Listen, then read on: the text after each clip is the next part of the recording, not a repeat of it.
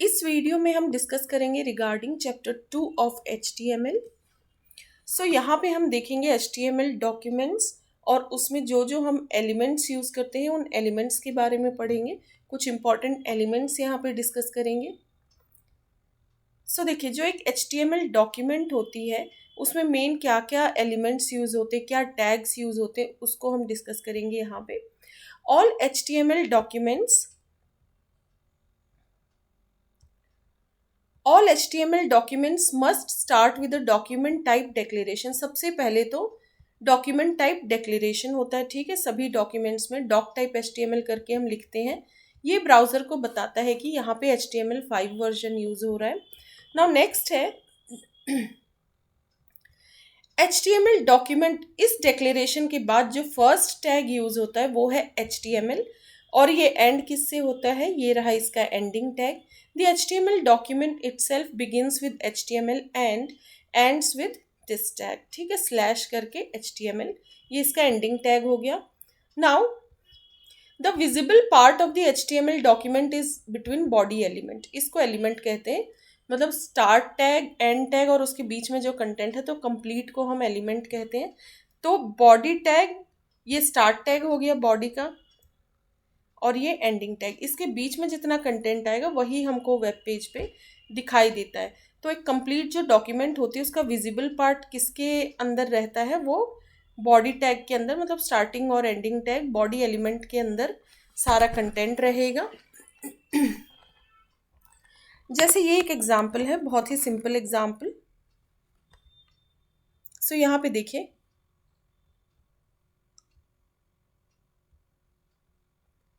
ये देखिए तो डिक्लेरेशन हो गया डॉक टाइप HTML। देन यहाँ पे देखिए HTML इस टैग से शुरू हुआ है और यहाँ पे एंड, ठीक है। फर्स्ट टैग जो यूज होगा वो यही होगा HTML में, इसको रूट एलिमेंट भी कहा जाता है या रूट टैग कह लीजिए। देन बॉडी एलिमेंट के अंदर फिर सारी चीज़ें आएंगी। ये स्टार्टिंग टैग हो गया बॉडी का, और ये एंडिंग, ठीक है। एंड इसके अंदर जो भी कंटेंट है वही आपका मेन वेब पेज पे डिस्प्ले होगा। तो यहाँ कौन सी दो एलिमेंट्स यूज़ की गई हैं, एक तो हेडिंग एलिमेंट और दूसरी है पैराग्राफ एलिमेंट, ठीक है। तो ये हेडिंग का स्टार्टिंग टैग हो गया, फिर ये कंटेंट जो डिस्प्ले होगा, और ये एंडिंग टैग हो गया। वैसे ही पैराग्राफ का स्टार्टिंग ये कंटेंट हो गया एंड देन ये इसका एंड, ठीक है। तो ये हो गई कंप्लीट एलिमेंट, ये हेडिंग एलिमेंट कहलाती है और ये पैराग्राफ एलिमेंट। तो अलग अलग एलिमेंट्स का ही कॉम्बिनेशन होता है एक कंप्लीट जो HTML कोड होता है, HTML डॉक्यूमेंट जो होती है। अब आउटपुट जो डिस्प्ले होगा मेन वेब पेज पे वो ये रहा, हेडिंग और पैराग्राफ डिस्प्ले हो गए, ठीक है। अब ये डॉक टाइप डिक्लेरेशन के बारे में थोड़ा सा और देख लेते हैं हम। The doctype declaration, the doc type declaration represents the document type and helps browsers to display web pages correctly। ये डॉक्यूमेंट किस टाइप की है वो बताता है वेब ब्राउज़र को, और वेब ब्राउज़र फिर वेब पेज को करेक्टली डिस्प्ले कर पाता है इसकी मदद से। तो ये ब्राउज़र की अंडरस्टैंडिंग के लिए यूज़ होता है ये डिक्लेरेशन।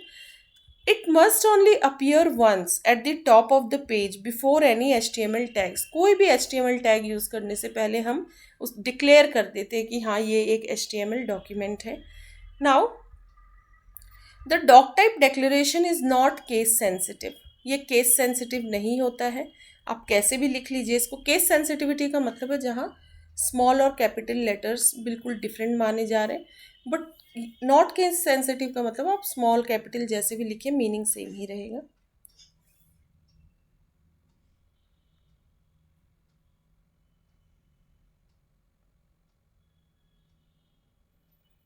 अब देखिए doctype declaration for HTML5 is, इस तरीके से हम लिखते हैं डॉक टाइप और HTML, बस, ठीक है। ग्रेटर और लेस देन, ये लेस देन साइन हो गया, ये ग्रेटर हो गया, इसके बीच में एक्सक्लेमेशन मार्क दीजिए and then doctype HTML, इस तरीके से आपको लिखना है। सो ये हो गया डॉक टाइप डिक्लेरेशन। कुछ इंपॉर्टेंट टैग्स के बारे में पढ़ लेते हैं, इंपॉर्टेंट जो कुछ एलिमेंट्स हैं। तो हेडिंग्स है, बहुत ही इंपॉर्टेंट है ये HTML headings. HTML headings are defined with the H1 to H6 tags। H1 से लेके H6 टैग्स के यूज़ की मदद से हम हेडिंग्स का यूज़ करते हैं HTML में। H1, H2, H3, H4, H5, H6, ठीक है। H1 जो है वो मोस्ट इम्पॉर्टेंट हेडिंग होती है। फिर जैसे नहीं सब हेडिंग और उसके नीचे और सब की सब हेडिंग, तो H1 उसका फॉन्ट भी बड़ा रहता है H1 का।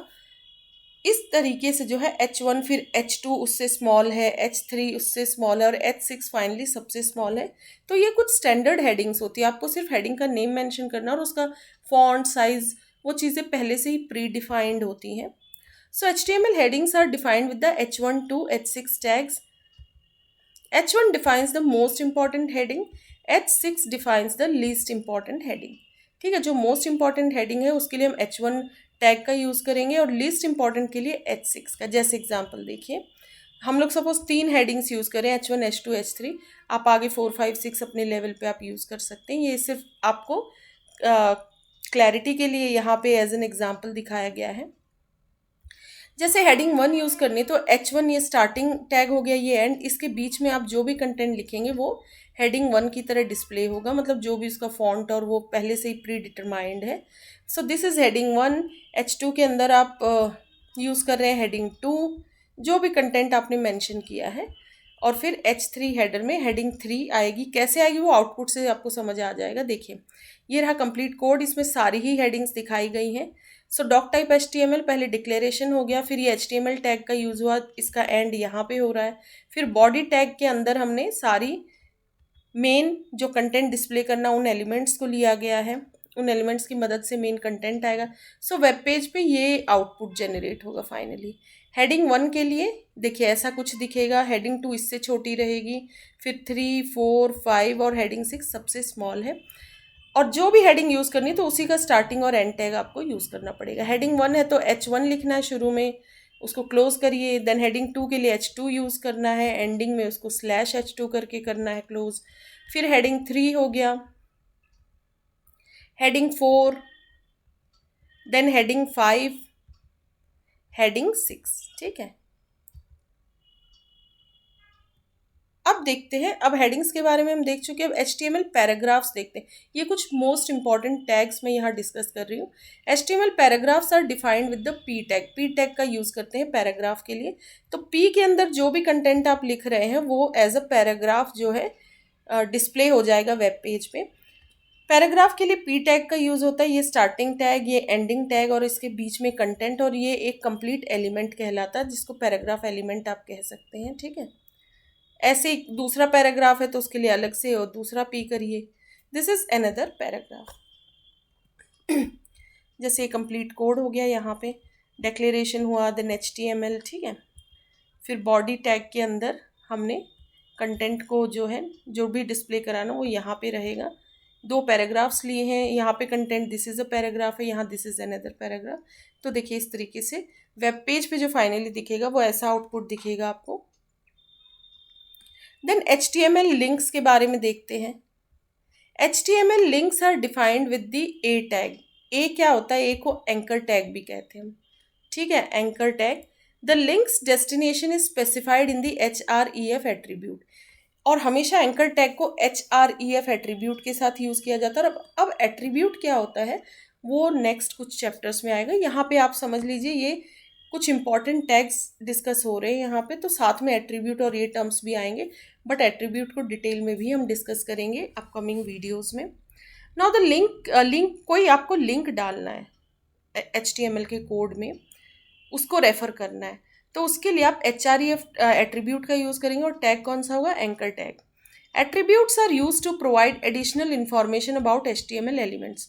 सपोज एक एलिमेंट है, एलिमेंट मतलब स्टार्ट टैग हुआ, कंटेंट, एंड टैग, बट उस कंटेंट को आप अपनी तरफ से कुछ एडिशनल इंफॉर्मेशन यूज़ करना चाह रहे हैं, तो वहीं पे स्टार्टिंग टैग में ही एट्रीब्यूट का यूज़ कर लिया जाता है, ठीक है।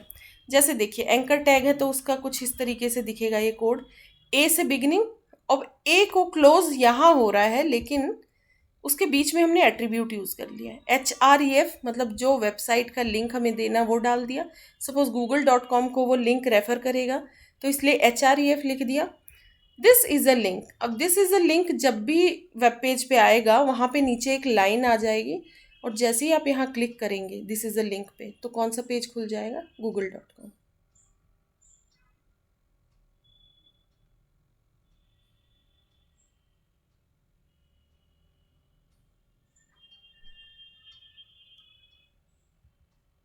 ठीक है, और ये क्लोजिंग हो गई। अब इसका हम वो देख लेते हैं प्रोग्राम कंप्लीट जो कोड है। ये देखिए ये डेक्लेरेशन हो गया, देन ये HTML टैग यूज़ हुआ है, फिर बॉडी टैग के अंदर हमने मेन कंटेंट को जो भी डिस्प्ले कराना है हमें, तो देखिए यहाँ पे हेडिंग टू HTML लिंक्स इस तरीके से डिस्प्ले हो गई। एक पैराग्राफ हमने लिखा जिसमें कुछ हमने आ, अपनी तरफ से हमें जो भी मेंशन करना वो कंटेंट है। HTML links are defined with a tag. फिर href इक्वल टू दिस, देखिए कंटेंट क्या डिस्प्ले होगा, दिस इज अ लिंक, लेकिन क्योंकि एंकर टैग का यूज़ है तो क्योंकि वो किसी लिंक को रेफर कर रहा होगा तो ऑटोमेटिक इस तरीके से ये हाईलाइटेड आएगा और नीचे एक अंडरलाइन भी रहेगा, ये लिंक की तरह शो होगा।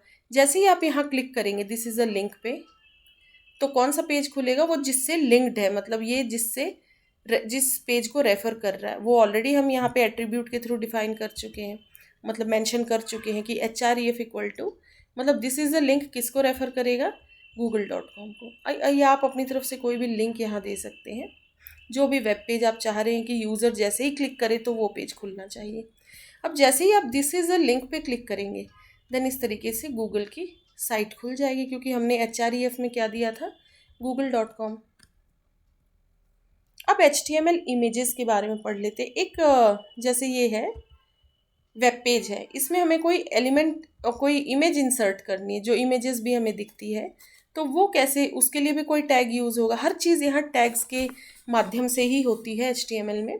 सो इसके लिए भी टैग है HTML इमेज के लिए। HTML images are defined with the IMG tag, ठीक है, IMG टैग का यूज़ होता है, और साथ में इस इमेज के एट्रीब्यूट्स भी यूज़ होते हैं, जैसे कि उसकी सोर्स फाइल क्या है, मतलब वो इमेज कहीं कहीं से तो ली गई होगी, तो सोर्स फाइल के लिए SRC एट्रीब्यूट यूज़ होता है। बाई चांस वो इमेज नहीं डिस्प्ले हुई, मतलब वो फ़ोटो जो इमेज है आप जिसको रेफ़र कर रहे हैं, जो इंसर्ट करना चाह रहे हैं वेब पेज में, वो डिलीट हो गई या उस लोकेशन पे है ही नहीं जहाँ पे जो आपने सोर्स फाइल दी है, तो ऑल्ट का मतलब है यदि वो इमेज नहीं भी है तो एक ऑल्टरनेटिव टेक्स्ट आपको दिख जाएगा, तो वो आपको स्पेसिफाई कर देना पड़ेगा पहले ही, वो किस एट्रीब्यूट के माध्यम से होगा, ऑल्ट। फिर इमेज की विड्थ क्या रहेगी, हाइट क्या रहेगी, इनसे इमेज कितनी बड़ी दिखेगी वो डिफाइन हो जाता है विड्थ और हाइट से। So these attributes are provided, these things are provided as attributes, ठीक है। जैसे एक इमेज है, सोर्स computer.jpg, और देखिए जहाँ भी आप HTML के कोड को सेव करेंगे जिस भी फोल्डर में डॉट, और देखिए कैसे आपको सेव करना है, कैसे कोई भी HTML कोड रन करना है, आप जो भी कोड मैंने दिखाया उसको नोटपैड पे सिंपली टाइप करिएगा, ठीक है। वैसे तो बहुत सारे एडिटर्स होते हैं बट क्योंकि ये बिल्कुल बिगिनर लेवल की हम बात कर रहे हैं तो हम नोटपैड का ही यूज़ करेंगे। अभी मैं प्रैक्टिकल HTML आपको रन करके नहीं शो करी, बट आप अपने लेवल पे प्रैक्टिस कर सकते हैं। मैं यहाँ कंसेप्ट्स आपके बहुत क्लियर करूँगी यहाँ पे, और HTML प्रैक्टिकल के लिए एक सेपरेट प्लेलिस्ट आएगी, तो यहाँ पे जैसे ही आपको कॉन्सेप्ट क्लियर हो जाएगा सिर्फ आपको प्रोग्राम्स रन करने, और आप अभी भी रन कर सकते हैं, ठीक है। जो भी कोड है उसको HTML उसमें लिखिए आप नोटपैड में, और उसको फिर सेव एज कहाँ करेंगे, जहाँ पे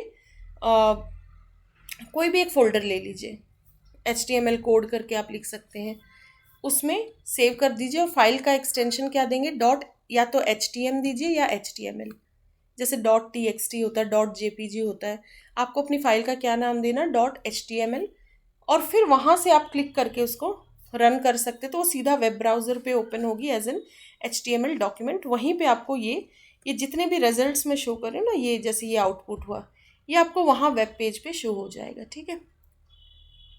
सो और देखिए अब इमेज के टाइम पे क्या, जहाँ पे आपने कोड सेव किया है वहीं पे इस फाइल, ये जो आपकी इमेज है ये वहीं पे सेव करिएगा आप, तो डायरेक्टली आपको सोर्स में कंप्यूटर, सपोज कंप्यूटर की कोई इमेज है, computer.jpg, बस इतना ही लिखना है, उस सोर्स को मेंशन कीजिए, और डिफरेंट फोल्डर में तो फिर वहाँ का आपको कंप्लीट देना पड़ेगा सोर्स।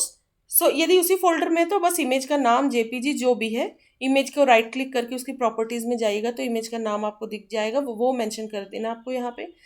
ऑल्ट में, ऑल्ट एट्रीब्यूट से क्या होगा कि वो इमेज डिलीट हो गई या फिर वो है ही नहीं वहाँ पे, तो ऑल्ट में मतलब उस इमेज की जगह क्या आ जाएगा, कंप्यूटर करके एक टेक्स्ट डिस्प्ले हो जाएगा, और इमेज का भी एक छोटा सा एरर वाला आइकन दिखेगा। वो कैसे दिखेगा वो मैं शो कर दूंगी अभी।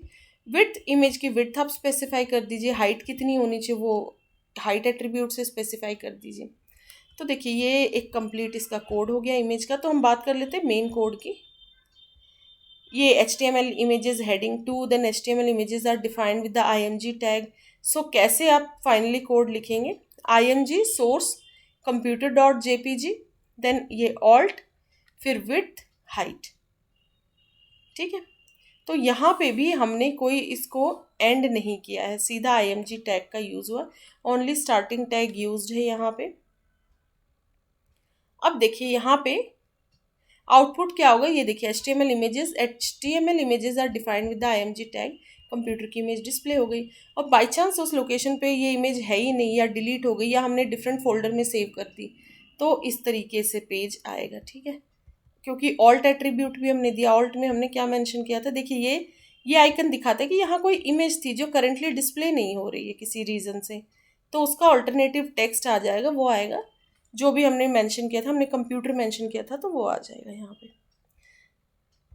अब देखिए HTML का सोर्स कोड आप कैसे देखेंगे। सपोज एक HTML पेज है, आपको लगेगा कि ये पूरी वेबसाइट कैसे बनी है, इसका कोड क्या है, तो वो भी देखने की पॉसिबिलिटी रहती है। ठीक है, किसी भी वेबसाइट को आप ओपन करके या वेब पेज को उसका सोर्स देख सकते हैं, मतलब सोर्स कोड क्या है।